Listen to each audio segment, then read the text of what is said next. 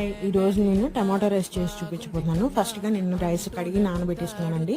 అలానే ఉల్లిపాయలు, పచ్చిమిరపకాయలు, టమాటాలు కడిగి కట్ చేసి పెట్టుకున్నాను. బఠానీ నానబెట్టుకున్నాను. అలానే పెరుగు, పుదీనా కూడా రెడీ చేసుకున్నాను. ఫస్ట్ నూనె వేసుకొని 2 లవంగాలు, 1 యాలక్కాయ వేసుకొని వేయించుకోండి. తర్వాత ఉల్లిపాయలు, టమాటాలు అన్నీ వేసుకొని బాగా వేగిన తర్వాత దాంట్లోకి ఉప్పు, కారం, పసుపు అలానే ధనియాల పొడి కూడా వేసేయాలి.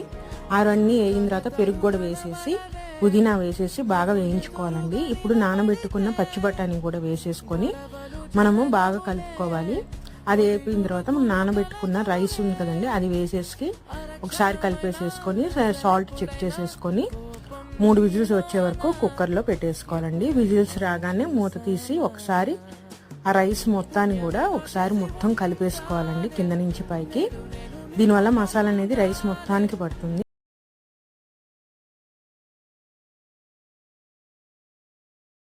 హాయ్ అండి, ఈరోజు మనం పన్నీర్ పరాటా చేసుకున్నాము. ముందుగా మనం పన్నీర్ని తురిమేసుకొని దానిలో ఉల్లిపాయలు, పచ్చిమిరపకాయలు కూడా సన్నగా తరుముకొని వేసుకోవాలండి. దానికి కావాల్సిన ఉప్పు, గరం మసాలా అలానే కొత్తిమీర, కరివేపాకు సన్నగా తరుపుకొని మన పన్నీర్లో వేసేసుకొని మొత్తం మిశ్రమం కలుపుకోవాలి.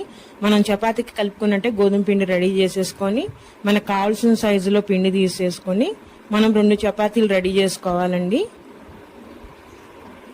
అలా రెడీ చేసుకున్న చపాతీ మీద పన్నీర్ మిశ్రమం పెట్టేసేసుకొని రెండో చపాతీని దాని మీద వేసేసి అంచులన్నీ కలిసేటట్టు బాగా ఇట్లా ఒత్తేయాలండి రౌండ్గా. దాని పెనం మీద నూనెతో కానీ నెయ్యితో కానీ కాల్చుకోవాలి. అటు ఇటు స్లో ఫ్లేమ్లో కాల్చుకుంటే మన paneer paratha ready.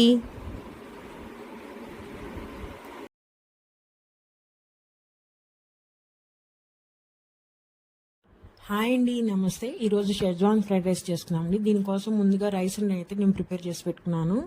Cabbage, beans, onions, chillies అన్ని సన్న ముక్కలుగా కట్ చేసి పెట్టుకోవాలండి. ఇప్పుడు ప్యాన్ పెట్టుకొని ఆయిల్ వేసేసుకొని ఈ వెజిటేబుల్స్ అన్ని ఒకదాని తర్వాత ఒకటి వేసేసుకొని హాఫ్ బాయిల్ చేయాలండి. అంటే బాయిల్ అంటే ఫ్రై చేయాలి హాఫ్.